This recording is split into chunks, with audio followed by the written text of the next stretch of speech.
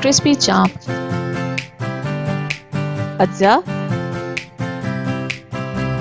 बकरे का गोश्त 500 ग्राम, नमक 1 चाय का चम्मच या हस्बे जायका, काली मिर्च 1 चाय का चम्मच, जीरा, साबुत धनिया, काली मिर्च हम वजन कूटा हुआ 2 चाय का चम्मच, नींबू का रस 2 चाय का चम्मच, अदरक का पेस्ट 1 चाय का चम्मच, लहसुन का पेस्ट 1 चाय का चम्मच।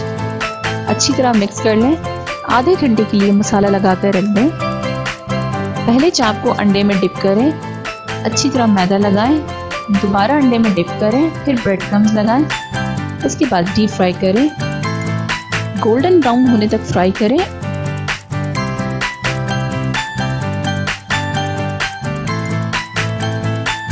और गर्मा गर्म पेश करें।